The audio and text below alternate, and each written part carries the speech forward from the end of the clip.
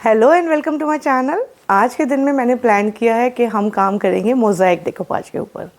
तो मैं आपको सिखाऊंगी मोज़ाइक डेकोपाज होता क्या है और कैसे हम इसे करते हैं। उससे पहले अगर डेकोपाज आपके लिए नया टॉपिक है तो आप मेरे पुराने वीडियोस रेफ़र कीजिएगा, जिनके की लिंक मैं आपको डिस्क्रिप्शन में डाल दूँगी। मैंने डेकोपाज के ऊपर पीछे 4-5 वीडियो किए हुए हैं, आप उनको पहले देखिएगा अगर ये आपके लिए नया टॉपिक है। बट अगर आप जानते हैं कि डेकोपाज क्या होता है तो उसके कुछ एक एडवांस टेक्निक्स भी होते हैं। डेकोपाज का एक एडवांस टेक्निक जो आज हम कवर करेंगे वो होता है मोज़ाइक डेकोपाज। इसमें हम करते क्या है, बेसिक पहले डेकोपाज करते हैं, फिर अलग अलग ब्लॉक्स को हम रेजिन के साथ एक एक ब्लॉक को हम इस तरह से हाईलाइट करते हैं कि वो मोज़ाइक लगने लगता है। तो ये एक बहुत ही इंटरेस्टिंग टेक्निक है, बहुत मुश्किल नहीं है, बस थोड़ा केयरफुली आपको करना होता है। अगर आप इसे समझ लोगे और थोड़ा पेशेंस के साथ करोगे तो ये जो आउटपुट देगा, सब लोग आपसे पूछेंगे कि आपने ये क्या बनाया, कैसे बनाया है। मेरे पास जितने भी स्टूडेंट आते हैं डेकोपाज सीखने, मोस्टली ये वाला टेक्निक ज़रूर सीखते हैं बाद में, बेसिक करने के बाद। तो आपको मैं आज जो सिखाने जा रही हूँ ये टेक्निक मैं मोस्टली मिरर्स के अराउंड करती हूँ। आप इसको बॉक्स के ऊपर कर सकते हो, ट्रे के साइड में कर सकते हो। किसी ने मेरे साथ एक टेबल बनाया था तो उन्होंने टेबल टॉप पे किया था इस तरह का टेक्निक। ट्रे के बेस में भी कर सकते हो, वो आपके ऊपर है, आप इसे कैसे यूज़ कर सकते हो। ट्रे के अगर बेस में करोगे तो वो एक डेकोरेटिव ट्रे बनेगा। तो बेस्ट यूज़ मुझे जो लगता है वो है मिरर के अराउंड इसका फ्रेम बनाने के लिए। तो चलिए पहले मैं दिखाती हूँ आपको मैं क्या बात कर रही हूँ, फिर हम काम शुरू करते हैं। आज जो हम काम करने जा रहे हैं वो मैंने ऑलरेडी इसका एक मिरर बनाया हुआ है, तो मैं आपको पहले दिखा देती हूँ कि ये है क्या। अगर आप केयरफुली देखोगे तो आपको पता चलेगा ये बीच में ब्लैंक सरफेस है जो वाइट देख रहे हो आप, और ये एक एक ब्लॉक के ऊपर मैंने अलग अलग रेजिन किया हुआ है। तो जब आप इसे देखते हो पास से तो ये एकदम मोज़ाइक का इफ़ेक्ट देता है। तो अब हम शुरू करते हैं इसका प्रोसेस। तो ये टेक्निक आप कैसे करोगे, सपोज़ ये आपका मिरर है तो इसको आपको अपने फ्रेम में पहले फिट कर लेना है। अब आपके पास जो स्पेस बचा है, इस वाले स्पेस पे हम कर देंगे मोज़ाइक डेकोपाज। तो या तो आप MDF पे डायरेक्टली मिरर को पेस्ट कर दो, या तो आप ऐसे कर सकते हो, पहले एक बेस ले लो MDF का पूरा, जिसके ऊपर आप मिरर लगा दो, और फिर एक और बेस लो MDF का जिसमें आप ये मिरर के साइज़ का कटिंग करा लो और उसको ऊपर आप डेकोपाज कर लो, मोज़ाइक डेकोपाज। तो वो आपकी चॉइस है, आप क्या करना चाहते हो। मैंने अपने पिछले प्रोजेक्ट में 2 लेयर्स में काम किया था, अभी मैं जो आपको दिखाऊंगी डायरेक्ट MDF पे दिखाऊंगी। तो उसके लिए आपको एक गैप रखना होगा। उसके लिए आप ये ज़रूर ध्यान रखना कि आपका जो गैप है वो दोनों साइड बराबर हो, ऊपर नीचे बराबर हो इंच में। अब जो शीट्स हम यूज़ करेंगे वो कुछ इस तरह की शीट्स यूज़ कर रहे हैं। तो ये जो शीट्स हैं ये प्रिंटेड शीट्स हैं। ये शीट्स मैं अमेज़ॉन पे सेल करती हूँ। तो इसमें होते हैं ब्लॉक्स इस तरह के, ये बड़े थोड़े इसमें हैं, इसमें छोटे हैं। तो हम पहला काम क्या करते हैं, इनको कट कर लेते हैं। सारे ब्लॉक्स को अलग अलग हमने कट कर लेना है, इसमें से भी और इसमें से भी, जितने आपको रिक्वायर्ड हैं। उसके बाद इनको हम प्लेस कर लेंगे यहाँ पे, मॉड पॉच की हेल्प से पूरा यहाँ पे पेस्ट कर देंगे। उसमें मैं ध्यान रखूँगी कि जो गैप होगा, ये अपना जो गैप है वो इक्वल रखो। अगर आप वो गैप इक्वल नहीं रखोगे तो फिर वो आपका अलग से नज़र आएगा। तो पेस्टिंग के टाइम पे भी आपको थोड़ा केयरफुल होना है, वो मैं अभी बताऊँगी जब हम काम करेंगे कि मैं कहना क्या चाह रही हूँ। और चलिए फिर देखते हैं कैसे करते हैं काम। तो हमने ये ब्लॉक्स कट कर लिए हैं और इनको हम मॉड पॉच की हेल्प से एक एक ब्लॉक को पेस्ट करेंगे।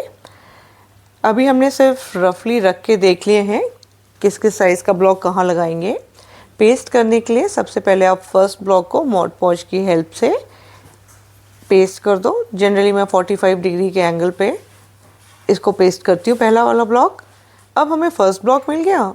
इसके बाद हम इसी के दोनों साइड जो ब्लॉक्स लगाएंगे उनमें ऑलमोस्ट सेम गैप छोड़ छोड़ के बाकी सारे ब्लॉक्स को फिट करेंगे।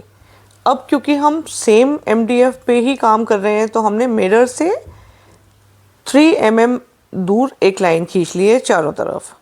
3 mm का गैप दे दिया है, क्योंकि हम ये नहीं चाहते हैं किसी भी रीज़न से हमारा जब हम मिरर फिट करें तो ओवरलैपिंग हो जाए, रेज़न के ऊपर हमारा मिरर जाए, फिर हमें लगाने में होगी प्रॉब्लम। तो जो लाइन खींची है, नेक्स्ट ब्लॉक के लिए हमें करना होगा ये कि उसको कट करना होगा ब्लॉक को, जितना हमें उस लाइन के पीछे चाहिए। फिर हमें ध्यान देना होगा, क्योंकि हम ऑलरेडी ब्लॉक को पेस्ट कर चुके हैं फर्स्ट वाले को, अब हमें गैप का ध्यान देते हुए इसको पेस्ट करना है। और जब ये ड्राई हो जाएगा तो हम इसके ऊपर भी ग्लू लगा देंगे, मॉड पॉज ग्लू लगा देंगे। इसी तरह से आपको सारे ब्लॉक्स पेस्ट करने हैं। मैंने आपको एक एग्जांपल बता दिया, सबको आपने ऐसे ही पेस्ट करना है चारों साइड में। और जब ये पेस्टिंग कंप्लीट हो जाएगी तो हम इसे ड्राई होने के लिए रख देंगे। वार्निश करेंगे, हम लिटिल बर्डी की वार्निश यूज़ कर रहे हैं। और पूरा जहाँ पे भी हमने डिकोपाज किया है वहाँ पे हम करने जा रहे हैं वार्निश। और वार्निश का एक कोट सफिशिएंट है पूरे प्रोजेक्ट के ऊपर। वार्निश करने के बाद हम इसे ड्राई होने रखेंगे। जनरली 2-3 घंटे में अच्छे से ड्राई हो जाता है। जब ये कंप्लीट ड्राई हो जाएगा फिर हम स्टार्ट करेंगे अपना रेज़िन का काम।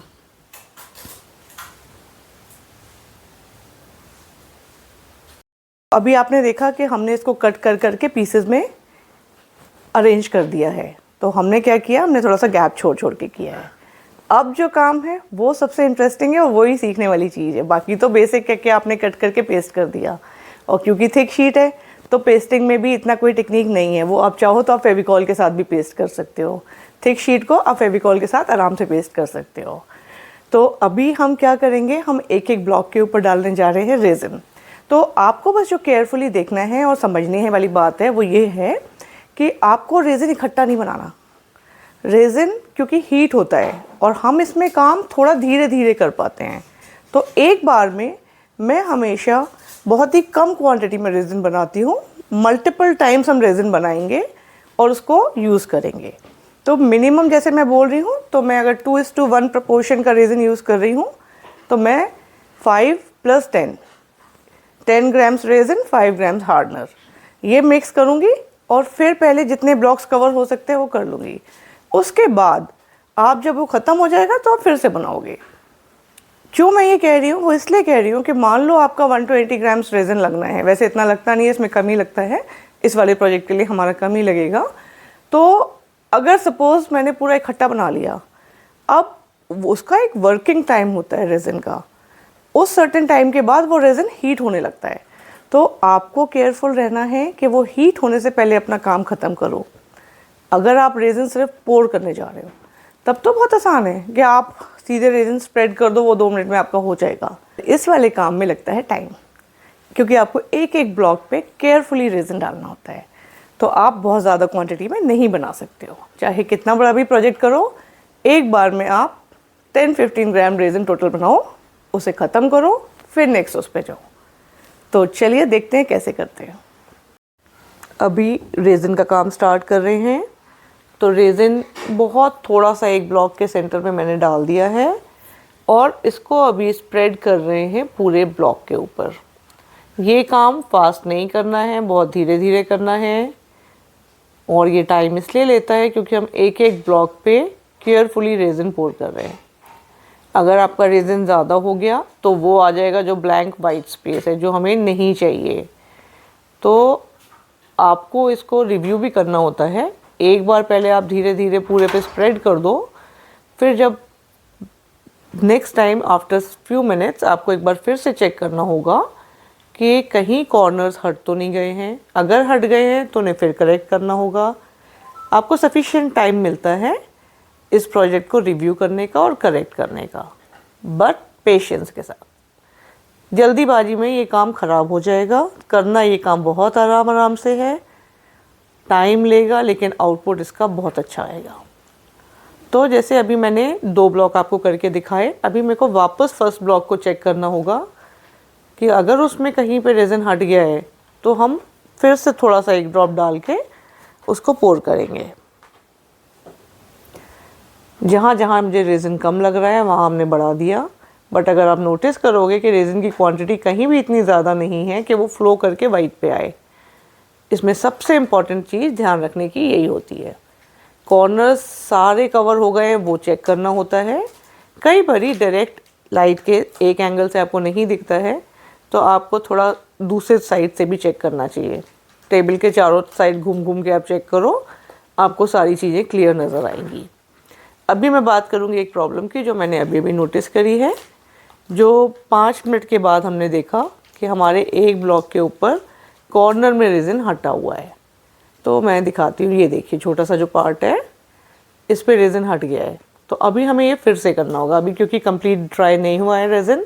तो जहाँ जहाँ थोड़ा सा भी रेजिन हटा हुआ दिख रहा है वहाँ हम फिर से डालेंगे। इस वाले पार्ट को करेक्शन की ज़रूरत है। तो देखिए जिन ब्लॉक्स पे रेजिन डल गया है और ये वो ब्लॉक्स है जिनके ऊपर अभी हमने काम नहीं किया है। तो आप क्लियरली डिफरेंस देख सकते हो। रेजिन डालने के बाद एक अलग ही शाइन आ जाती है और क्या इफ़ेक्ट आता है। तो ये हो गया हमारा कंप्लीट और हमने लगा दिया है मिरर। अब ये रहा आपका फाइनल लुक और प्रोजेक्ट आपका रेडी है। आज आपने देखा कि हमने मोज़ाइक डेकोपाज कैसे किया। आपको अगर ये टेक्निक अच्छा लगा हो तो आप प्लीज़ मुझे फीडबैक ज़रूर दीजिएगा। हमारे चैनल को अगर सब्सक्राइब नहीं किया है तो सब्सक्राइब कीजिएगा।